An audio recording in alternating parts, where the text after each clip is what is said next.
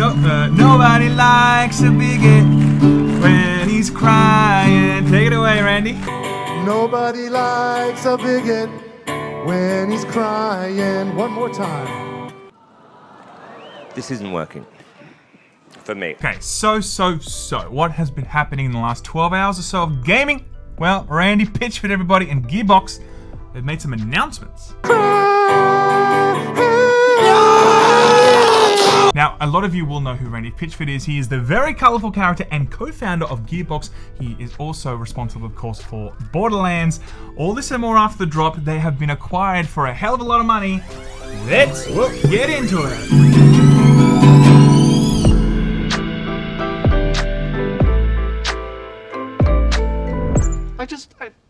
Marcel, where are you going with that disc? You are not putting that on again.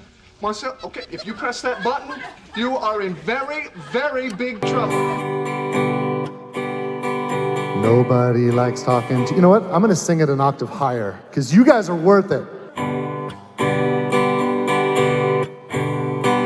Nobody likes talking to a drunk unless he's buying... Now, you can't really talk about Gearbox without talking about Randy Pitchford. So as I said before, of course, Randy Pitchford is one of the most colourful characters in this industry. Now, he co-founded with a group of former colleagues in 1999 Gearbox, and it has been, of course, one of the most successful independent development houses we've seen in the industry. I've been to Randy Pitchford House. I have actually watched one of his magic shows. Not the magic show that we're going to get to in terms of a USB, where he left a USB at a medieval times, which apparently had some sort of pornographic imagery or pornographic material in general on it. He later came out and said, no.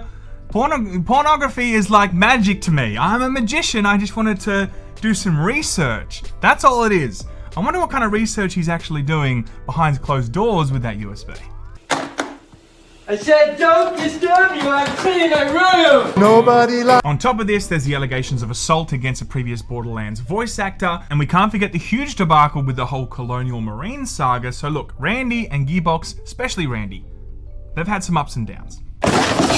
But with those highs and lows for Gearbox and also their mascot, I guess you can say, Randy Pitchford, there has been a lot of success also for, of course, Borderlands, one of the most successful franchises. Of course, the latest one, Borderlands 3, came out in September of 2019. I thought it was last year. Man, this goes too quick. September of 2019, and of course, it was a huge success. It's also an exclusive on the Epic Games Store, which everybody loved. But because of this huge success for Borderlands, that may explain the gigantic price tag that Gearbox has been gobbled up for in terms of a merger from another company. Borderlands creator and publishing house Gearbox Entertainment has been snapped up by Swedish holding firm Embracer Group, formerly THQ Nordic AB, for a tidy $1.3 billion, the studio announced yesterday. With a minimum buyout price of $363 million, half in cash, half in Embracer shares, the deal may see Gearbox earn over $1.3 billion in total should the studio meet certain financial targets over the next 6 years. Okay, this is big news.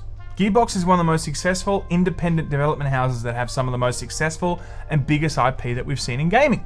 Number one. Number two, they work a lot with 2K. They publish all their games. And the second big announcement, which is also big news, the Embracer Group has also gone and purchased another company that does publishing for games. The Embracer Group also bought Aspyr Media, I think I'm saying that right, maybe Aspyr Media, publishes games such as Civilization's DLC, and it seems to also do mobile releases of Civilization, among other titles. This was also acquired for roughly $550 million, but it's also subject to some certain parameters over the next 7 years, but still a big deal. Because the big question now is Gearbox going to continue to work with 2K to publish their games, or are they going to start using Aspyr Media to start publishing their titles? We have an answer already, everybody.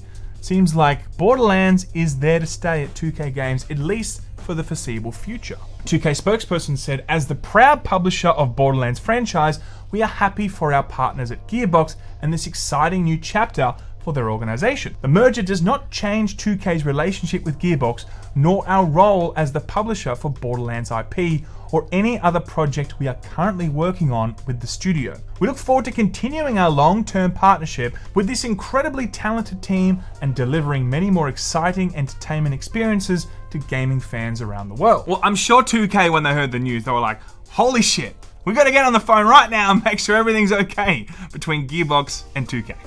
Well, look, let's get something to eat. There's a Red Lobster nearby. My treat. Maybe some other time. I thought we were gonna be friends. Oh, we're friends. We are. I just gotta go. Okay, well, I'll be at the Red Lobster in case you change your mind, shooter. But look, all jokes aside, it wouldn't actually affect 2K that much, I don't think. I think they've got a lot of big titles under their belt anyway that they publish. But of course, it is nice if they can keep that relationship, then hey, more money for 2K. It is a very successful franchise if they can keep Borderlands as if they wouldn't want to do it. The thing is, right, I don't know how long that partnership will go for. If you're investing $550 million into some publishing house that is only doing smaller things and DLC for Civilization and the like, what's the end game? If you're going to be putting that money into Aspyr, then you obviously have some long-term goals there. It may be just for smaller titles that you want to use this publishing house for, and you want to keep the big stuff with 2K. That makes sense too. 2K is a very strong partner in the industry. Maybe it makes sense just to keep the big stuff with the big boys, and the smaller stuff, just do it with Aspyr or whatever. Or the strategy may be that they just want to slowly but surely move everything over to Aspyr as the years go on, as they gain a bit more confidence in that publishing house. We don't know, we'll have to see. Another big question, will the USB carrying co-founder Randy Pitchford stay in his position? Well, he has been instrumental in Borderlands, and it may give the company stability through the transition, and yes, he is staying on. Embracer called him arguably one of the most creative and valuable independent developers in the world following the deal. I see you don't have a lifeguard here at your beach. This is going to be interesting to follow, to see what actually changes in the company. Maybe nothing changes at all. Having Randy Pitchford there, as I said, you know, he has been an integral part to this company. A lot of people will feel like if he's holding the reins of Gearbox and the actual transition, it may give a lot of people stability. It may make people feel like not too much is going to change at Gearbox if he is at the head of it, still making some of the big decisions. Having said that, there are the other people that feel like all the scandals, how he's acted throughout the years.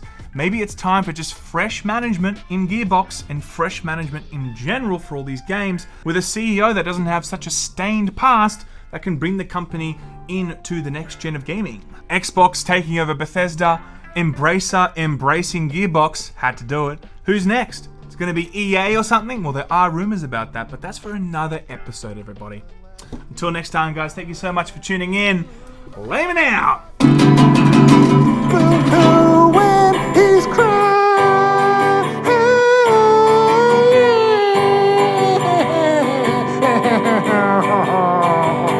Doop-a-doo.